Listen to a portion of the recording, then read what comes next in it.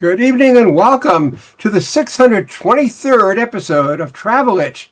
I'm Dan Schlossberg and we are in the 15th season of Travel Itch Radio, the show that lets you enjoy the pleasures of travel from the comfort of your armchair. Every week at this time, we talk to people representing destinations, hotels, airlines, railroads, car rental companies, and others in the world of travel and hospitality, from authors and bloggers to broadcasters and publicists.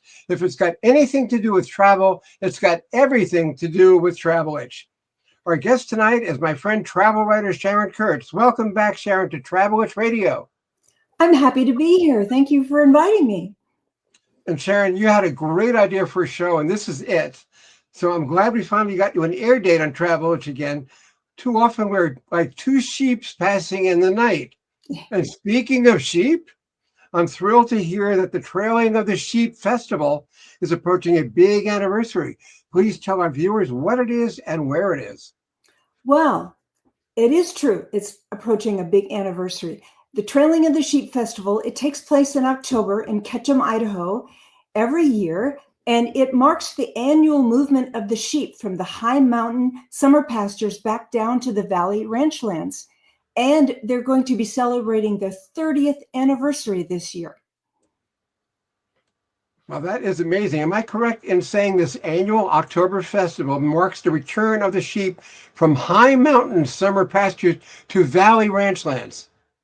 Yes, it does. It's a real thing. It's not just a staged event. It's just not a party. It's actually what happens in the ranching history in this area. The sheep have to get from the high mountains down to the lower valleys, and this is an annual migration that happens. We understand the festival brings more than 25,000 visitors to experience a living American tradition, not a staged event, as you said. But how and when did it start? And by the way, how do the sheep know when it's time to come down? Well, they have sheep herders, but it's ingrained in them, I'm sure. They're in the high mountains in the summertime. That's where the best grasses are. And then when it starts to get cold, they know it's time to move down to lower pastures. So the sheep herders are an integral part, and they learned 150 years ago that the best sheep herders were from the Basque country, from Spain and France. Well, I love this picture because of the border collie, because I used to have one. So tell us what this is.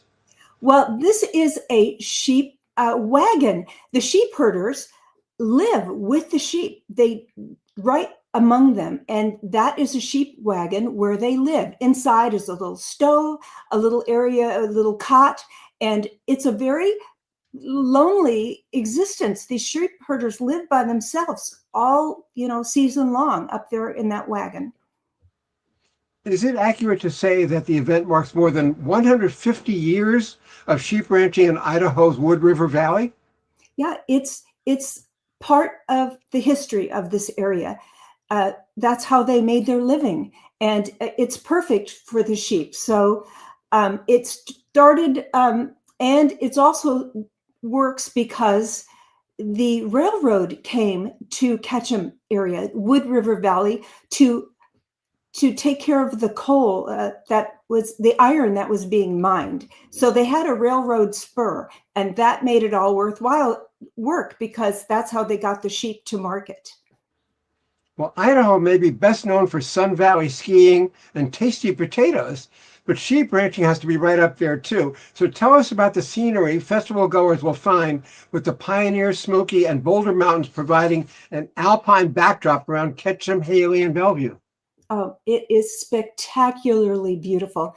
I have to admit, I had never been to Idaho, and so I was amazed. The fall aspens are at their peak colors. They're like quaking little gold things on the trees that fall down in the wind, and it's just like that. That's Big Baldy Mountain there in front of you, and it is the most gorgeous. It's fall. It's beautiful temperatures. There's hiking, there's biking, and it is the perfect time to come to Idaho. And viewers, we're counting sheep with travel writer Sharon Kurtz. Sharon, weren't some of the earlier sheep herders Basque immigrants whose culture is still celebrated and honored in the valley? Yes, so that is another part of the festival.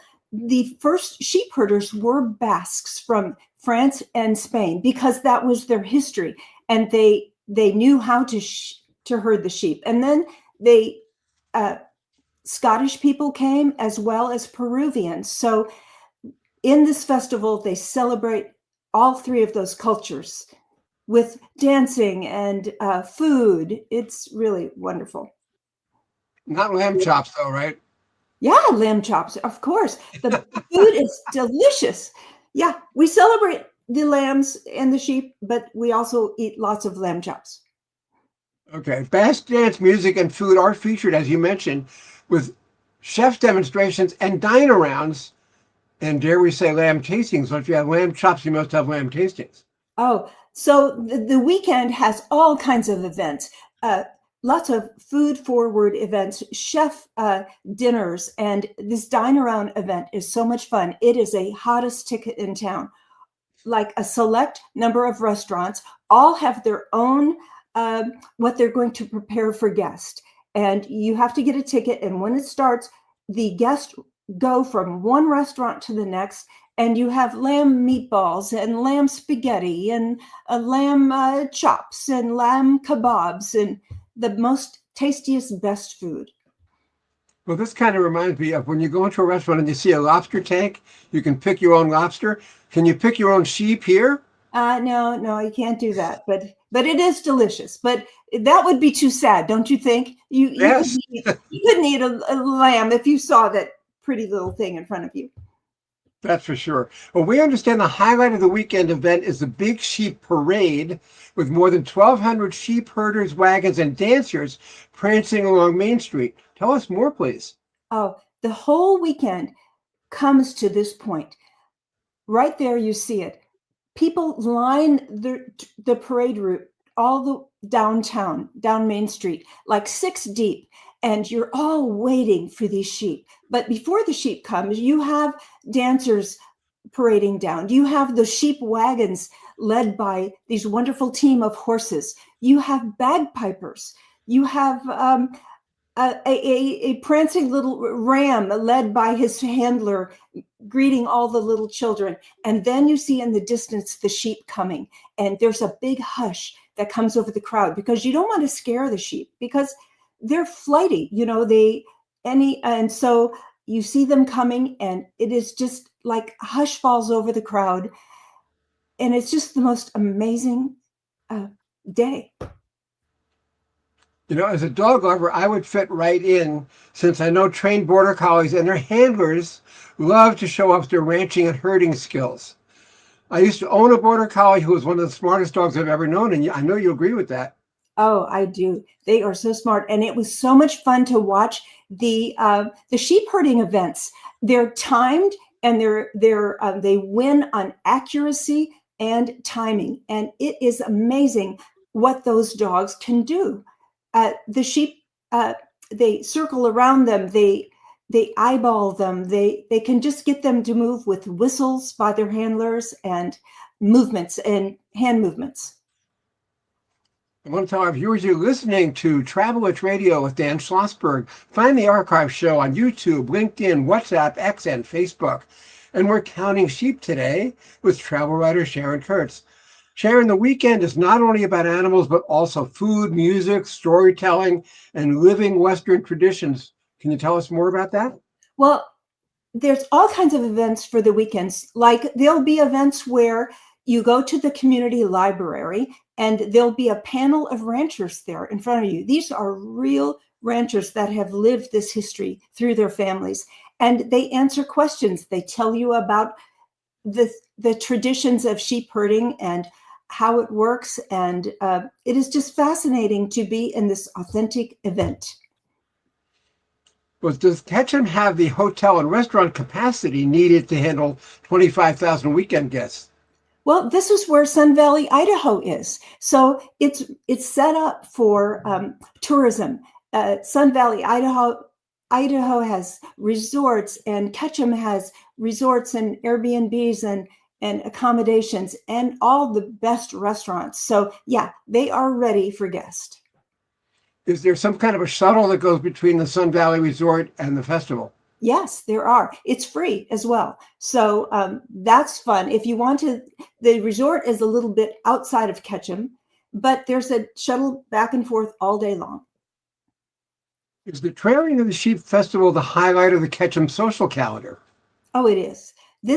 People look forward to this all year long. And I encourage you to plan soon because events sell out. It is a sought after experience and you'll want to be there, but you have to make your plans early.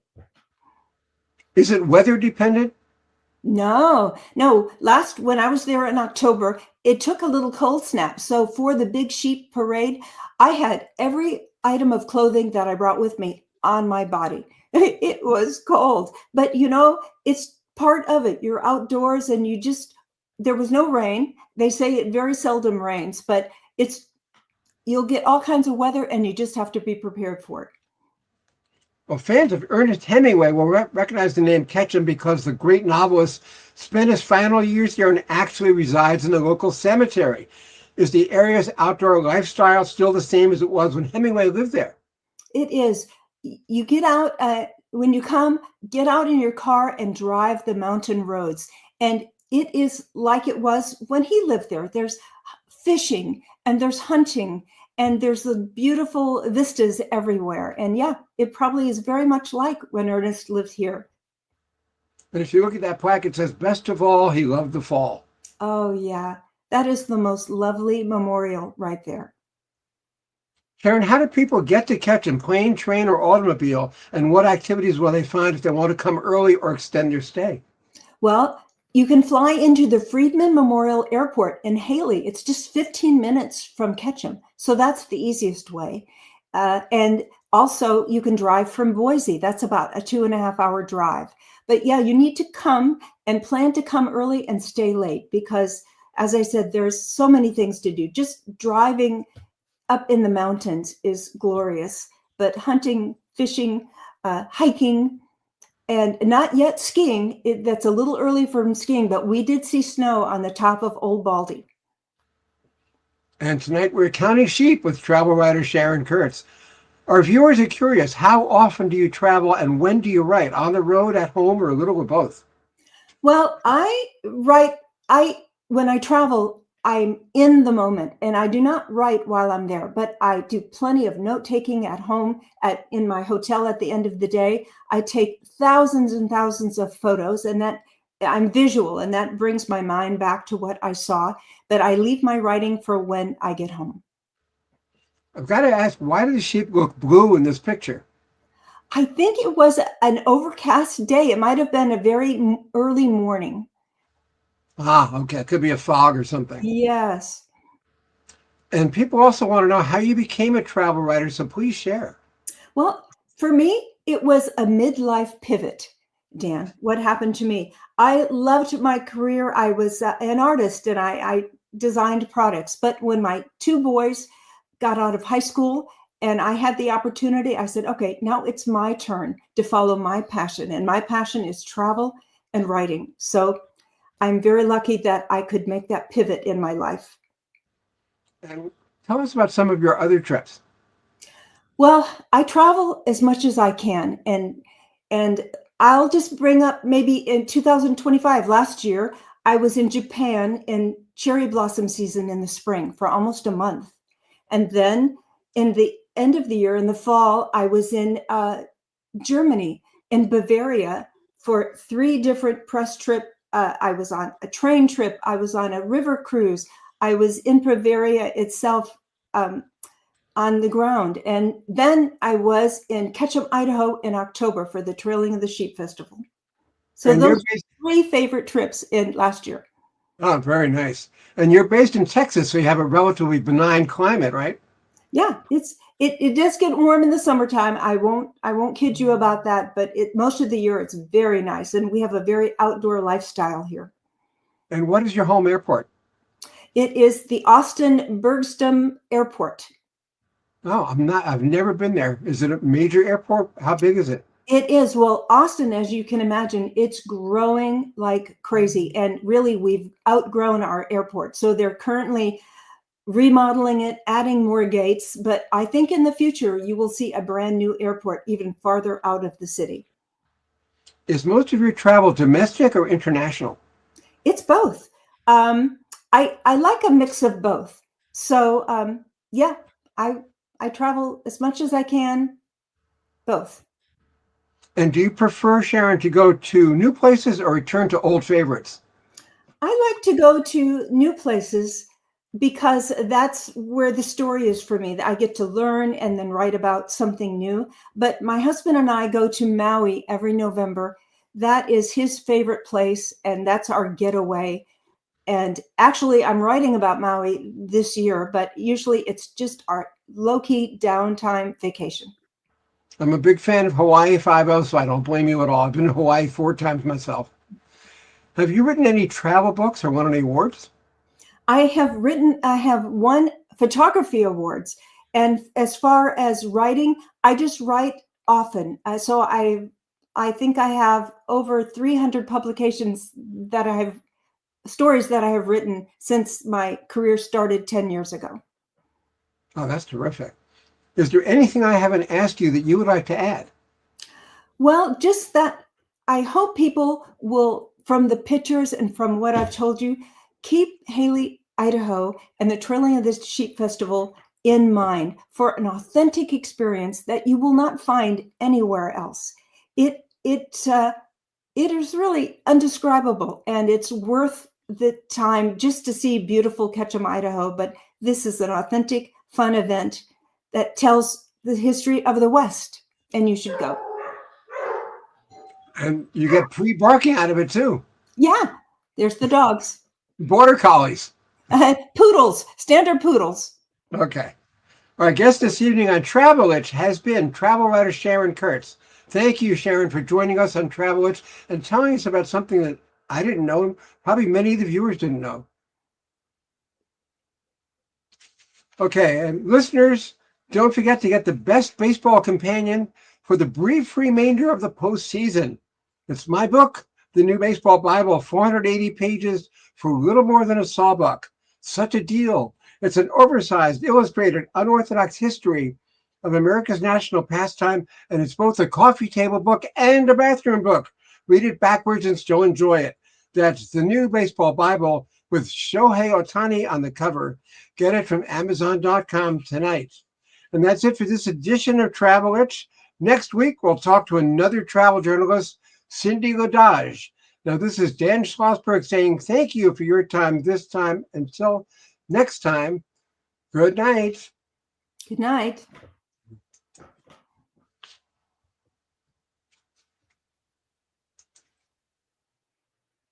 I see. Here we go.